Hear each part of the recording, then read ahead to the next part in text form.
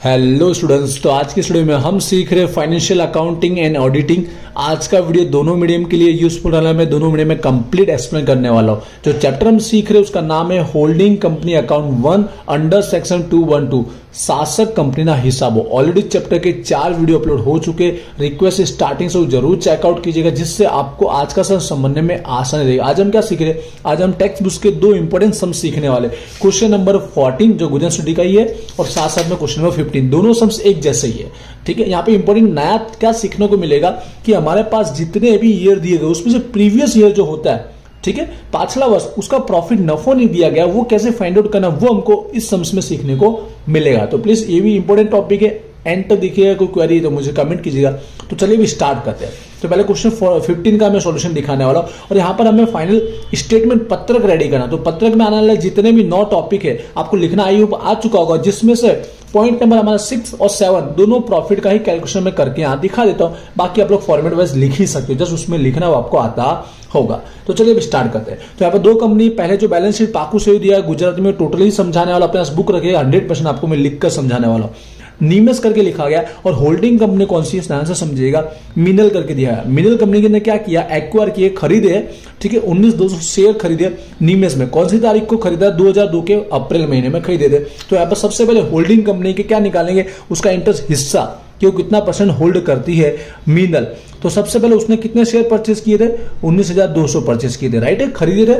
और total share कितने थे जिस कंपनी के खरीदे थे उसने? नीमेस के खरीदे। तो नीमेस के टोटल इक्विटी देखने का, ठीक है, 2,40,000 क्या मूड़ी है। इसमें से आपको क्या करना है, एक शेयर का कितना भाव है? 10। तो 10 से आपको डिवाइड करना है, तो नंबर ऑफ शेयर मिल जाएंगे। तो 2,40,000 डिवाइड में 10 तो 24,000, कितने टोटल 24,000 उसके इक्विटी शेयर थे, जिसमें से 19,200 उसने खरीदे थे। तो उसके अकॉर्डिंग मिनल का हिस्सा कितना हुआ? टोटल 80%। कितना निकल गया? 80%। और आगे कोई चेंजेस नहीं बताया गया कि नेक्स्ट ईयर में उसने कोई नए शेयर खरीदे या बेचे। तो एवरी ईयर उसका हिस्सा सेम 80% ही रहने वाला है, वरना ये चेंजेस होता रहता है मोस्ट ऑफ सम्स के अंदर, लेकिन यहाँ सेम ही रहने वाला है, ठीक है। क्लियर हुआ? अब इसके बाद यहाँ पर हमें जो इन्फॉर्मेशन दी गई पहले पढ़ लेते, फिर सॉल्यूशन स्टार्ट करते हैं। एक हमें जो 9,000 जनरल रिजर्व सामान्य अनामत का, और प्रॉफिट लॉस नफा नुकसान का 90,000 का बैलेंस दिया गया उसी तारीख का, जब उसने परचेस किया था तब उस तारीख को ये था। अपना I hope holding company account 2 पढ़ा होगा, संयुक्त वाला कंसोलिडेटेड, तो ये आपको इजिली समझ में आ ही जाएगा। पॉइंट नंबर 2 में क्या दिया है? डिविडेंड का रेट दिया गया 15% और 25% जरूर दिया गया। 2 ईयर का दिया है। कौन से ईयर का दिया गया? देखिएगा 2002 से 3 ये 1 ईयर का, और 3 से 4 सेकंड ईयर का। लेकिन जो लास्ट ईयर एंड हो रहा है 2005, उसका डिविडेंड उसने डिक्लेयर किया नहीं है। यहाँ पर समझ में आ गया? 2 ईयर का दिया गया, लास्ट ईयर का डिक्लेयर किया नहीं है। और एक प्रॉफिट की अमाउंट दी है 2004-5 की दी है। देख रहे हो 4-5 का प्रॉफिट जो उसका अर्न किया था गौण कंपनी नीमेस ने, वो 1,20,000 था, ठीक है। मतलब पिछले 2 ईयर का प्रॉफिट बताया गया नहीं है। अब देखिए दोनों कंपनी का एंडिंग तो सेम ईयर पर होता है। आई होप इन्फॉर्मेशन सारी समझ में आ चुकी कि क्या यूटिलाइज होता है, आप समझते सम्स में। तो दोनों का कैलकुलेशन सेम उसी तरह से करेंगे। तो यहाँ पर सबसे पहले प्रॉफिट डेल्ट वाला टेबल नहीं बना रहा, टेबल के बिना आपका सॉल्यूशन इसमें हो जाएगा, समझिएगा। फॉर लास्ट ईयर, तो लास्ट ईयर कौन सा? इसका लास्ट ईयर था 2004 से 5, ठीक है। लास्ट ईयर समझिए 2004 से 5, उसका एंडिंग जो हो रहा है 2005 पे हो रहा है, तो 4 से 5 उसका एंडिंग, क्योंकि इसी तरह से लिखने को बताया गया है। तो यहाँ पर आपको पता है प्रॉफिट डेल्ट जो होता है, नोधल नफो, आपका एमसीक्यू में आता है, किस में से निकाला जाता है? डिविडेंड में से। तो इस साल इक्विटी डिविडेंड कितना होगा हम लोग चेक कर लेते हैं। तो यहाँ पर इक्विटी डिविडेंड आपको पता है किस पर निकालते हैं? Equity share capital, equity share Moody पर ही निकालते हैं। तो शेयर मूडी कितनी है? 2,40,000 की उसकी शेयर मूडी है। तो 2,40,000 में उसका कितना % डिविडेंड डिक्लेयर किया गया? तो जैसे हमने पढ़ा पैराग्राफ 2 में 15-25 दिया गया है, लेकिन वो प्रीवियस ईयर का दिया गया, 2003 और 2004 का, 2005 का दिया गया नहीं, मतलब डिक्लेयर ही नहीं किया, ठीक है। डिक्लेयर नहीं किया गया था, 0% ऐसे लिखा है, आप डैश कर सकते हो। मतलब इस साल यहाँ पर कोई भी डिविडेंड डिक्लेयर हुआ नहीं था, इसलिए नील आएगा। क्लियर है ये? अब फाइंड आउट करते हैं प्रीवियस ईयर। तो प्रीवियस ईयर कौन से बचे? 2002 से लेकर 3 और 2003 से लेकर 4। तो सेम प्रोसेस करेंगे, वही इक्विटी डिविडेंड फाइंड आउट करना है, ठीक है। इक्विटी डिविडेंड तो वही आपको शेयर मूडी 2,40,000 ही लिखनी है, ठीक है, क्योंकि इक्विटी शेयर कैपिटल जो टोटल है उसी के ऊपर काउंट किया जाएगा। और डिविडेंड का रेट दिया गया 2002 से 3 में कितना % है? पहला 15%, और 2003 से 4 में कितना था? 25%। तो याद रखिए ये 15% इस साल, और दूसरे साल था 25%। तो यहाँ पर जो डिविडेंड निकलेगा वो टोटल निकलेगा, 15% के अकॉर्डिंग जो निकलेगा अमाउंट 36,000 निकलेगा, और यहाँ पर टोटल डिविडेंड 60,000 निकलेगा। लेकिन ये समझिएगा टोटल शेयर होल्डर का है, तो उसके पास कितने शेयर होल्डर है 80%, तो 80% आपको निकालना रहेगा, 80% के अकॉर्डिंग उसका डिविडेंड मिलेगा। ठीक है, 80%, लास्ट में 80% करना भूलना नहीं। तो यहाँ पर 36 का 80% आप करोगे 28,800 और यहाँ पर निकलेगा हमारा 48,000। प्रीवियस ईयर का टोटल माना तो मार सकते हो आप 76,800। आई होप आपको क्लियर होगा 80% क्यों गया लास्ट में जाके।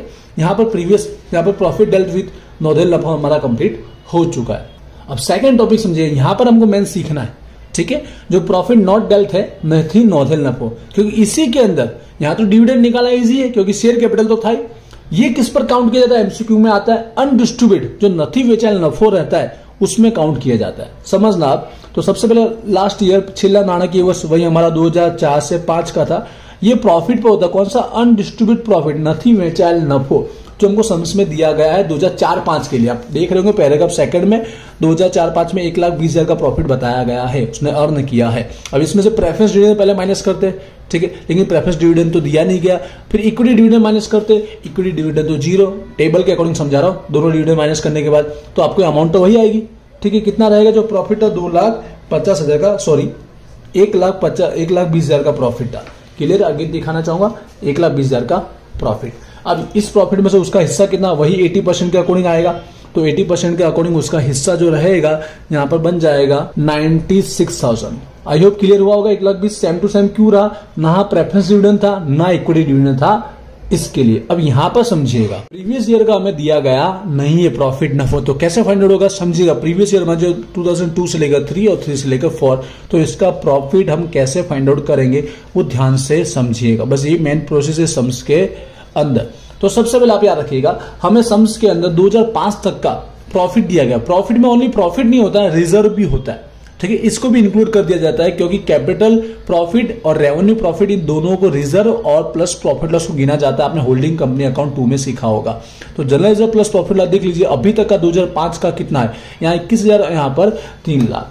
समझिएगा ध्यान से, general reserve and profit and loss account, सामान्य अनामत नफा नुकसान 21,000 और यहां पर दिया गया था 3 लाख, मतलब टोटल निकल के आता है 3,21,000। ये कब तक का, तीनों साल का, 2005 तक का। लेकिन हमको तो इन दोनों साल का चाहिए, तो क्या करेंगे, सबसे पहले जो करेंट लास्ट ईयर था 2004 से 5, उसका जो हमें सम्स में प्रॉफिट दिया गया है वो माइनस कर लीजिए। ठीक है, वो माइनस कर लीजिए क्योंकि हमको इन दोनों ईयर का चाहिए, इसलिए करंट ईयर का हमें दिया गया 1,20,000 का प्रॉफिट, तो वो 1,20,000 के प्रॉफिट की अमाउंट सबसे पहले माइनस कर लेंगे, तो बचेगा 2,01,000।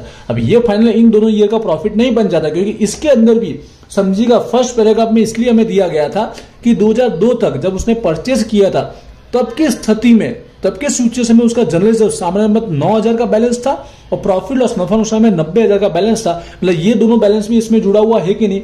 इस साल के पहले जब उसने खरीदा था उससे पहले इसमें इतना जुड़ा था, तो वो भी हमें जनरल रिजर्व और प्रॉफिट लॉस माइनस करना होगा। कौन सा, जब उसने खरीदा था उसके पहले का, क्योंकि इसका जो प्रॉफिट में हिस्सा आता है वो रेवेन्यू में से आता है, महसूली में से आता है, कैपिटल में से आता नहीं है। इसके लिए वो दोनों रकम भी माइनस करेंगे। जब उसने परचेज किया था तब उसका जो यहाँ पर बैलेंस था इन दोनों अकाउंट का वो भी आपको माइनस करना रहेगा। टोटल 99,000 हो जाएगा, 2,01,000 में से आप माइनस करोगे तो 1,02,000 निकल के आएगा। ये हमारा बनेगा जो प्रीवियस दोनों साल है यहाँ पर 2002 से लेकर 3 एंड 2003 से लेकर 4 का प्रॉफिट बन जाएगा। आई होप ये प्रोसेस समझ में आई होगी। पहले हमने टोटल निकाला 2005 तक का, 2005 में से प्रीवियस ईयर का जो प्रॉफिट है वो हमने अलग कर दिया और ये जो 2002 के पहले का भी जो इन दोनों का बैलेंस था वो भी हमने माइनस कर दिया। अब एक्चुअल में आ गया तो इसमें से आप डायरेक्ट हिस्सा दे देना, याद रखिएगा इसमें से जो डायरेक्ट उसका हिस्सा रहेगा 1,02,000 में से 80%, तो 80% के अकॉर्डिंग उसका आएगा यहाँ पर कितना हो जाएगा 81,600 निकलेगा। तो यहाँ पर ये हो गया हमारा प्रीवियस ईयर का। आप चाहो तो दोनों का टोटल मार्केट भी आउटसाइड लिख सकते हो, वरना लास्ट ईयर का अलग और प्रीवियस ईयर का अलग। आई होप ये आपको कैलकुलेशन समझ में आया होगा। अब स्टेटमेंट बोला पत्रक आई होप खुद ही तैयार कर लोगे। ये हमारा हो गया 2005 का क्वेश्चन 15। अब सेम टू सेम हमारा क्वेश्चन नंबर 14 भी है, बिल्कुल सेम कंडीशन से, बस एक्स्ट्रा क्वेश्चन ये पॉइंट नंबर 4 ऐड हो गया जो हमें डायरेक्ट स्टेटमेंट पर ही इसकी इफेक्ट दे रहा है और कहीं इसका कैलकुलेशन करना नहीं। आपको पता होगा स्टेटमेंट में पॉइंट नंबर 8 और 9 में इसको इंक्लूड कर देना और कहीं पर कुछ होता नहीं है। तो ऊपर के तीनों तीन सेम ही है, आप पढ़िएगा आपको समझ में आ जाएगा। बट मैंने सॉल्यूशन किया हुआ है तो आपको डायरेक्ट सॉल्यूशन दिखा देता हूं। ठीक है, तो सॉल्यूशन किया हुआ है, आप समझ जाओगे। यहाँ पर 80% उसका हिस्सा निकल के आएगा, आप पढ़िएगा समझ में आ जाएगा। ठीक है, यहाँ पर फिर बात करते हैं प्रॉफिट डेल्थ नौधैल नफो। तो लास्ट ईयर के अंदर उसने डिक्लेयर किया ही नहीं तो 0 आएगा, और प्रीवियस 2 ईयर का शेयर कैपिटल पर से जो डिविडेंड डिक्लेयर किया उसके अकॉर्डिंग इसका आंसर आ जाएगा। वहीं पर प्रॉफिट नॉट डेल्थ की बात करें नहीं नौधैल, तो यहाँ पर लास्ट ईयर का तो प्रॉफिट सम्स में दिया गया होगा, चेक कीजिएगा, उसके अकॉर्डिंग उसका निकल के आ जाएगा। और प्रीवियस 2 साल का कैसे निकालना है, तो टोटल पहले अभी तक का जितना प्रॉफिट था वो उसमें से लास्ट ईयर का जो करंट ईयर का प्रॉफिट है वो माइनस किया, और उसने परचेस किया था उसके बिफोर, उसके पहले का जो बैलेंस था इन दोनों अकाउंट का वो भी हमने माइनस किया, और बाकी बचा जो प्रॉफिट है उसमें से अब जाके प्रीवियस ईयर का उसका हिस्सा लिख दिया जाएगा। आई होप कंप्लीट प्रोसेस आपको समझ में आ चुकी है। हो सके तो यहाँ पर स्क्रीनशॉट लेना है, आप लिखना चाहते हो लिख सकते हो। ठीक है, कंप्लीट हो गया सम्स।